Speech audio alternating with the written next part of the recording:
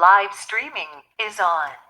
Hello, everyone. This is Adam Meister, the Bitcoin Meister, the Disrupt Meister, the Matzah Meister. Welcome to the One Bitcoin Show.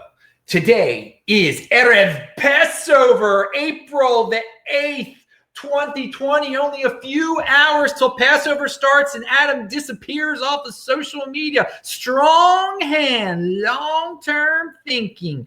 Bitcoin is the next Bitcoin. One day closer to an all-time high. Unconfiscatable, unoffended by selling. You better believe it. Conviction. Yeah, another beautiful year of Passover. Okay. Hello, my elite friends. Defiance over compliance. So things are going to get different here. Tomorrow, you'll get a taped show in the afternoon. Look at the premieres. It's already listed. This week in Bitcoin will be Anita, Mauricio, and Eugene from Belarus. That will be at 10 a.m. on Friday, Baltimore time. All right. You'll get an extra show on Saturday also. It's all in the premieres. I think you can see that if you go to this channel here. All right. DisruptMeister.com, you'll see it all, etc., etc. Follow me on Twitter at TechBalt. Hey, dudes, be loud and be proud, dudes. This is a time of no compliance, and you know I am spreading the word. Say what you believe. Do not fear, dude. That is conviction. All right, we got 33 days until the halving. I got to say, Bcash halving was today, and it was like silence. Pound that like button. Let's wake those Bcashers up. Other than this, 1 hour and 22 minutes since the last Bcash block was mined. Yeah, they had some issues. The blocks weren't coming up too frequently there for a time. But hey, they got everything straightened back out over there. And so, yeah, Bcash, there was not much having hype, was there? Okay, let me see who's over there in the chat. All right, if you got questions. Oh, wait, just learned Bitcoin. Happy Passover, Adam. Very good. You know, I forgot. Usually at Passover, I read something from the Haggadah. And I will read that quote on Saturday night. Saturday night, I'll get that quote out. Okay, yeah, I forgot to do that this year. But we'll have a special Haggadah quotation on Saturday night. Look forward to it. Okay, let's get back to your regularly scheduled program here. Remember, TechBalt, I've been putting out some good stuff there. Little clips of videos. And of course, sportsmeister.com. You're listening to the audio of this. I think I'm going to give an extra audio podcast soon also for all you audio freaks out there. We've been doing really well in audio land. Nick Carter says... and by the way, the Bcash thing was from Alistair Milne. Nick Carter says, I haven't read this yet. He says, not that anyone asked, but my more complete thoughts on the halving are here. Bonus, why I think Bitcoin's monetary inflation rate is 0. Dude, I want to read that, but I haven't had time as I've been preparing for Passover and taping the This Week in Bitcoin show and all this stuff. So dudes, it's linked to below. Nick is a smart guy. He's got some other people writing about the halving. I'm intrigued. Hey, let's start the halving hype. That's a Nick Carter article will definitely help light that halving hype on fire, baby. Okay, just in, the United States government debt has passed $24 trillion. Whew. I mean, there comes a point when it's just not the number. It's incomprehensible. And yet through it all, it's still the world reserve currency. And you can watch Friday's This Week in Bitcoin show. Mauricio talks about it. Hey man, I still would rather be in the dollar than the Colombian peso, Argentine peso, all sorts of other coins out there. So the printing, it's not just going on in the United States. The debt is not just going on in the United States. It's going on all over. But it's gotten to a point where it's incomprehensible, and it's incomprehensible to me if you know about that $24 trillion number, despite that it's the best of the bunch, the dollar, why you would be saving in it, why you would not be in Bitcoin. Now, some people, everybody needs a different type of explanation of Bitcoin, okay? You know, you can read the Safadine book, okay? You can go to the Bitcoin Rabbi, who is now, he's on the East Coast, so he's having his Seder right now with his family because it's already Passover there. I believe it is, at least. And we got another dude out there. His name is David Ledesma. He contacted me. His site is NBA Bull Coin. Okay, so he does a lot of traditional finance stuff. You might have, he does traditional social media stuff, traditional outreach that way. You know, there's a lot of fancy graphic stuff. But I give this dude credit, okay?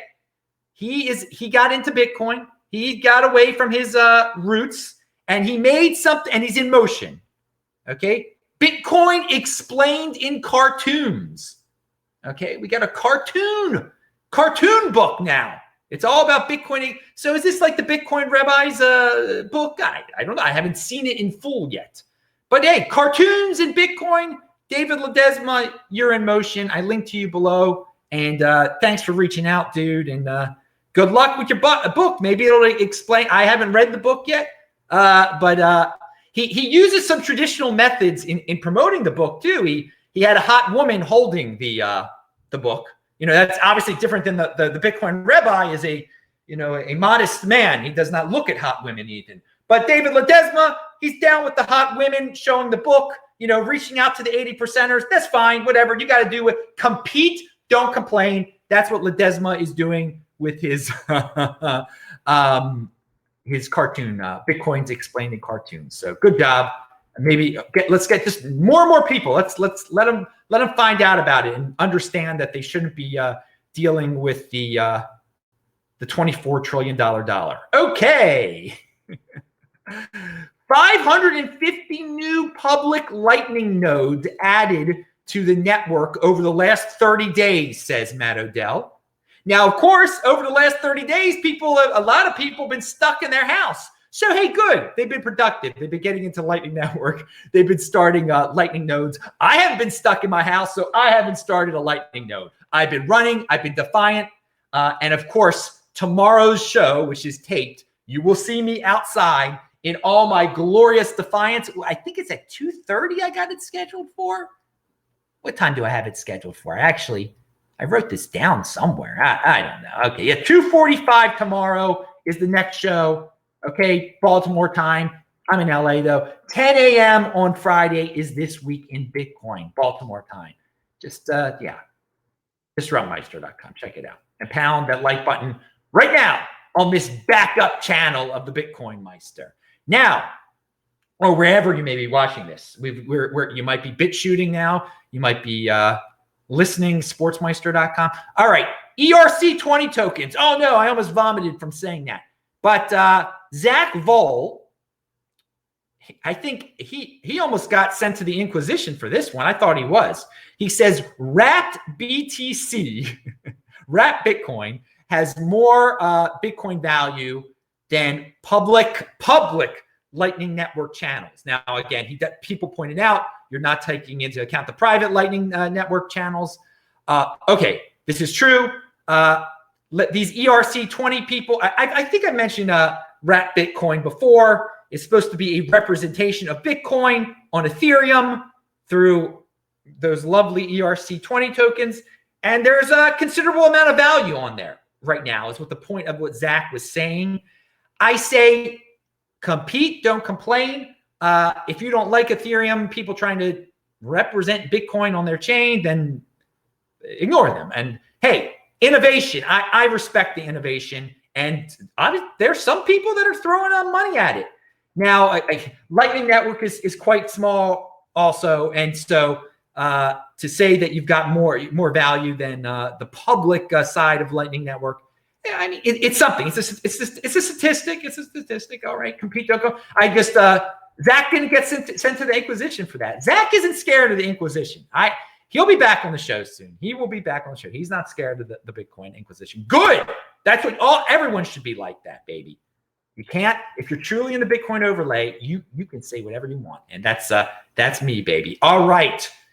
Jeff Dorman, who is more of he's not a Bitcoin. Well, he's into a lot of different things, but he's got some interesting points here that make me think about the calm before the storm.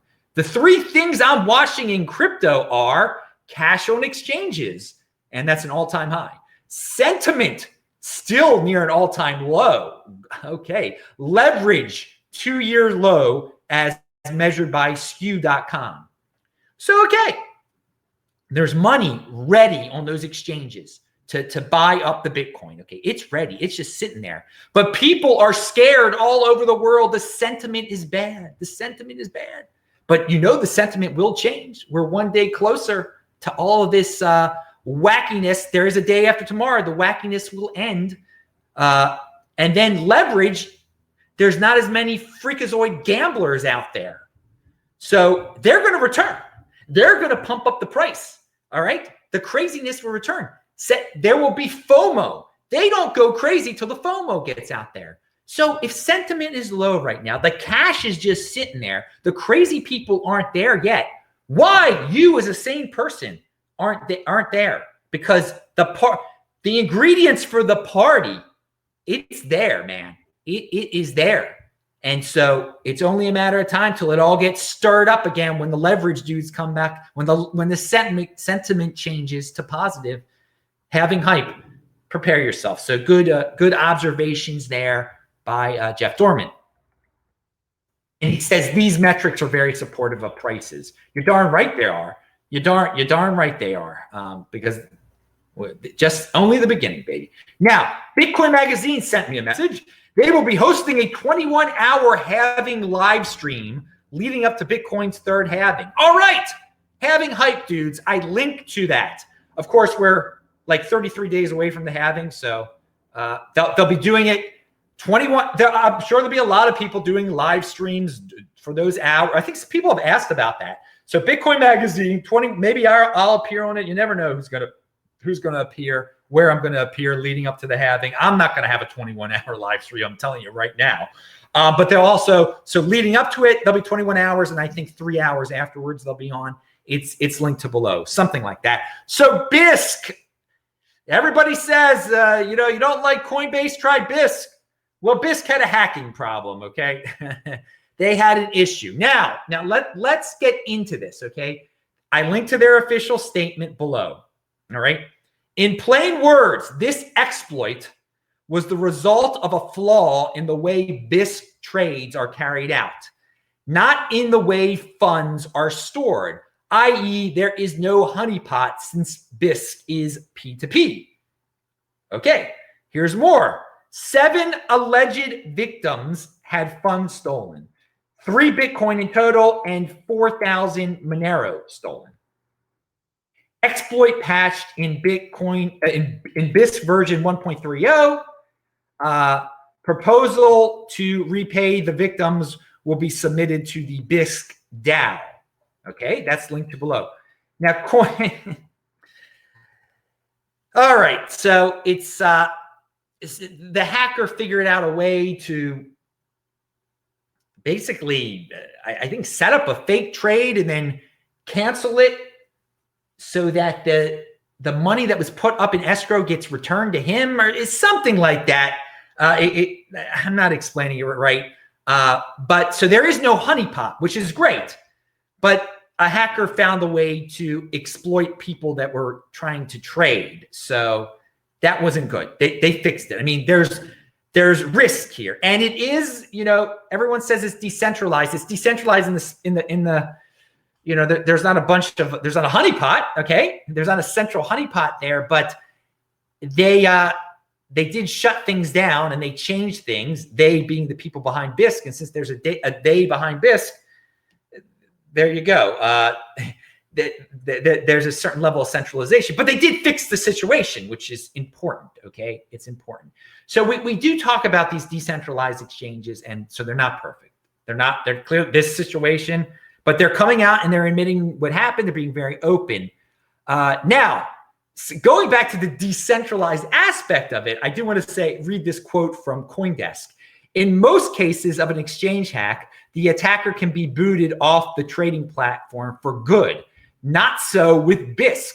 One of the decentralized exchanges associated developers told CoinDesk that although the flaw was fixed, there was nothing to prevent the attacker, whose identity cannot be known, from accessing and trading on the platform again. Anyone can use Bisq. There is no censorship, the developer said. Just like anyone can use Bitcoin, there is no way to ban someone from Bitcoin.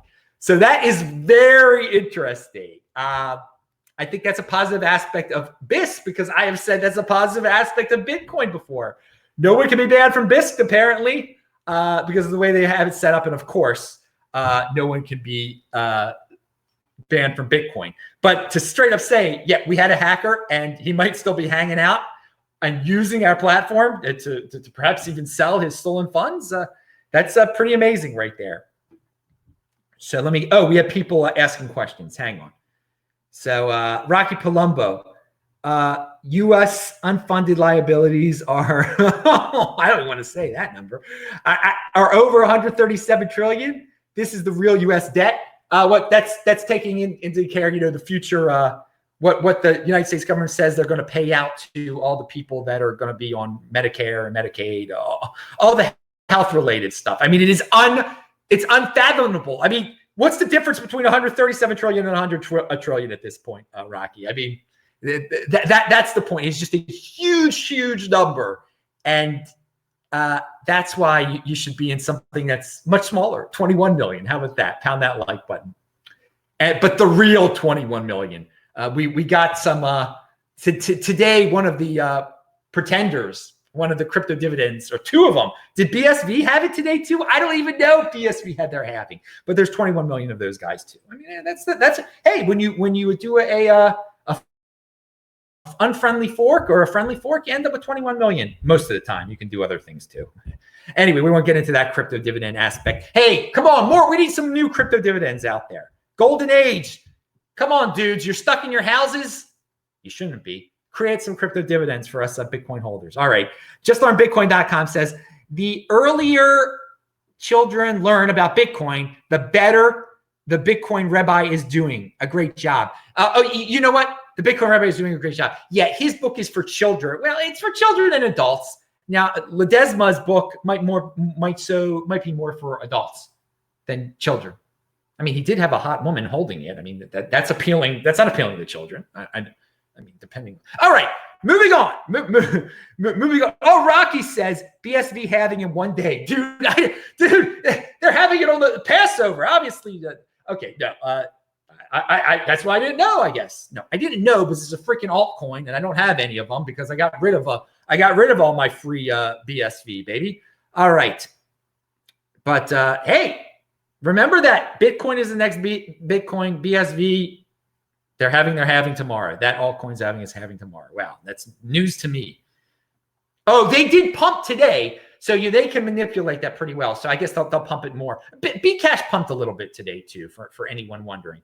But BSV can be manipulated easier than Bcash can. Now let's go to virus stuff now.